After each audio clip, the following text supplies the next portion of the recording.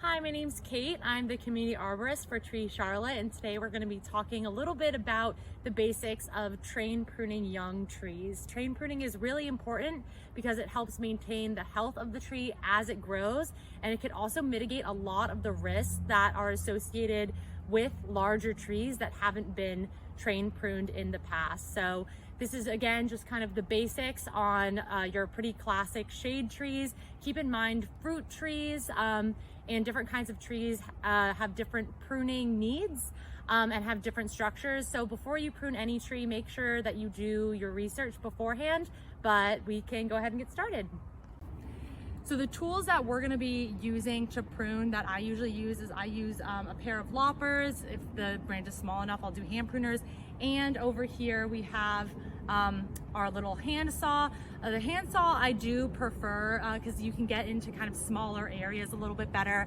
Some of the areas that we'll be pruning are really tight spaces, areas where branches are too crowded together, areas where the branch attachment is really tight. So this is able to get closer to the branch bark ridge versus these loppers as well. I'm not wearing them now, but it's always a good idea to wear some sort of gloves or hand protection. And if you're doing anything above, wearing head protection as well is going to be really important.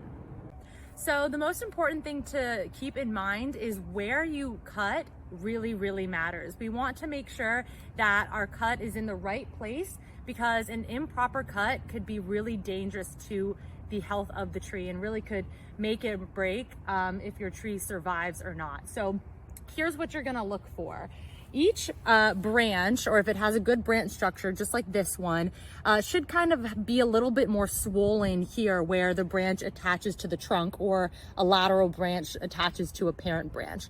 This little raised part is called the branch bark ridge. This part underneath that's swollen is called the branch collar. And all together it forms the branch protection zone. And this is where chemicals come out that will help seal over the wound that you make when you're pruning the tree. So if we were to cut right into this or make a flush cut, you're cutting into the area where the tree heals itself, which could be really bad. Or if we were to make a cut way out here, not close enough, then it's going to be really hard for the tree to seal over that wound as well. So we want to make it just outside of this branch protection zone right here. So when you're pruning a tree, there are a couple of different steps that you want to take when selecting the branches that you're going to be removing. You want to be very strategic about this, and if you're not sure, it's always best to leave it. You could definitely over prune, and that's something we want to avoid. Also keep in mind that train pruning is a process that can take several years and should take several years just because we want to give the tree enough time to grow and reestablish and to seal over those wounds. But the first thing you're going to look for is probably the easiest, which is pruning off dead or broken branches. This could be at any time of year. Typically for more heavy structural pruning, we want to wait until the dormant season. It's fall right now, which isn't ideal, but for the sake of this video, we're going to be doing some of that now. But as we can see, this branch right here is dead. So we're going to be removing this today. There's a few ways, especially in the winter when none of the leaves are on the trees, that you can tell a branch is dead. First of all, of course, right now there's no leaves on it, but notice how there are no buds set for the next season. Versus if you took a look at some of the live branches, you can see the buds that are set already. There's one over here is a really great example. Where it's going to grow back next season. Sorry, it's taking a lot. Where the buds are basically where the leaves and the flowers are going to come out for next season. If this branch was alive, it would maybe still be naked like it is now, but at least you would see buds. Another thing you could do is kind of take the ends and bend them, and just like that, it snapped super quickly. That's another way you could tell it's dead. Versus these live branches, you can bend them quite well and they're gonna be nice and flexible. This just snaps right away. Last way you can tell, take your finger, take a little pocket knife, and you're gonna dig into that bark and check for the color, and it is brown all the way through. Versus if we were again to do that to a living branch. I'll just take the trunk because we know the trunk is of course living. See how it is green underneath there? That means that the branch, or in this case, the whole tree, is alive. So because this branch is dead, we're gonna go ahead and remove it.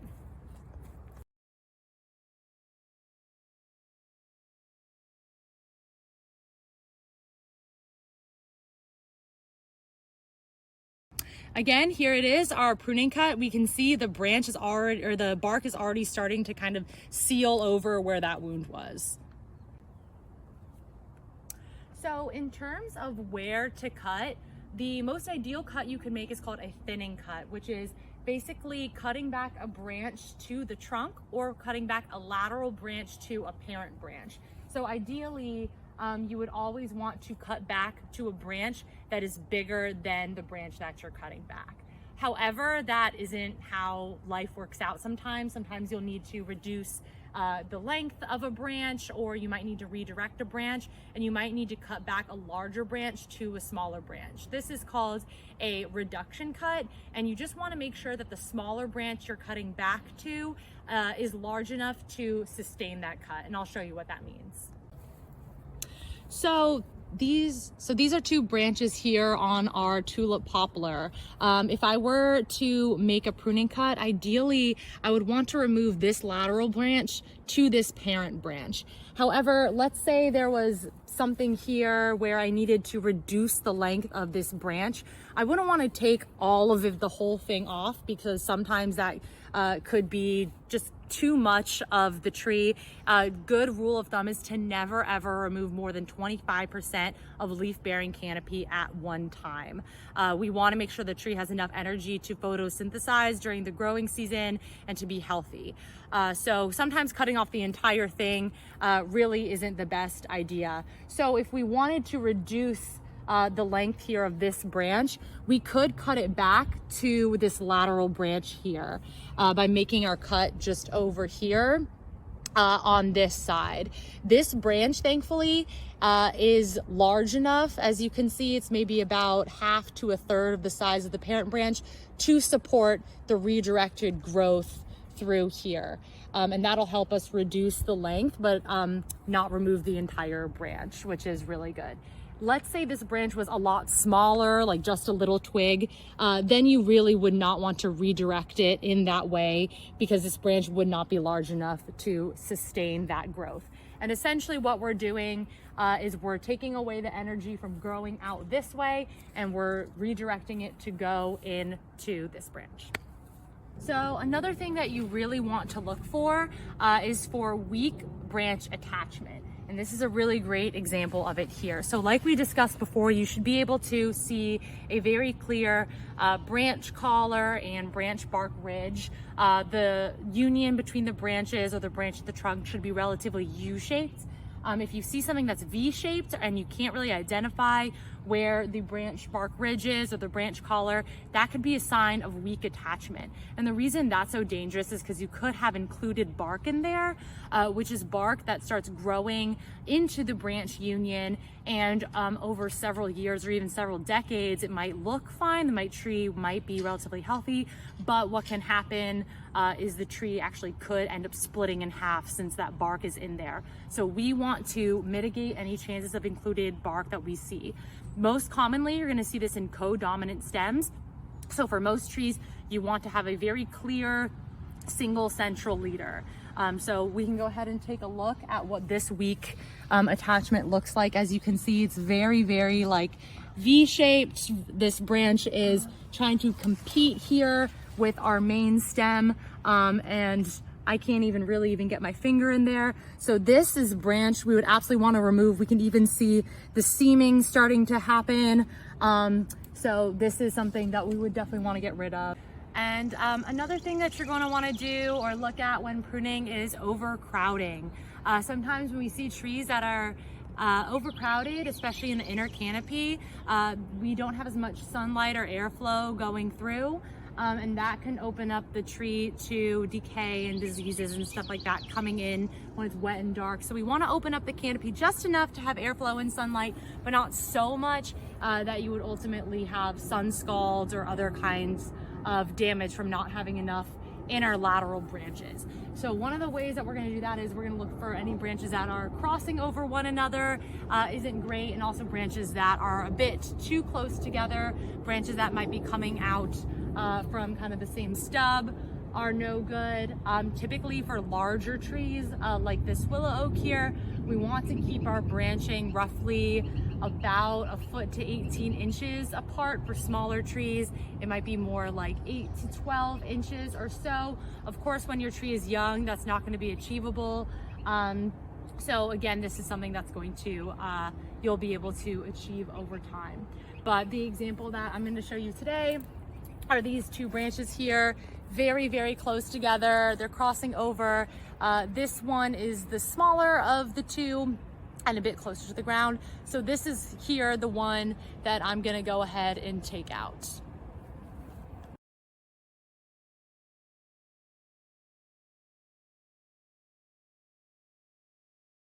So another thing that you're gonna wanna do is to identify the lowest permanent branch and subordinate all the other branches below that. A lot of people don't know this, but as a tree grows taller, these branches aren't gonna move up with the tree. They are gonna stay where they are right now. So of course we want people to be able to walk under these trees and enjoy the area. So we can't have all of these branches here as they are gonna grow out because then people, can't walk around. People maybe won't be able to drive underneath them as this tree goes bigger into the road. So that's something we do need to think about. However, we can't just go ahead and remove all of these branches up to 6, 7, 8 feet because then we would be removing way more than 25% of the leaf-bearing canopy at one time.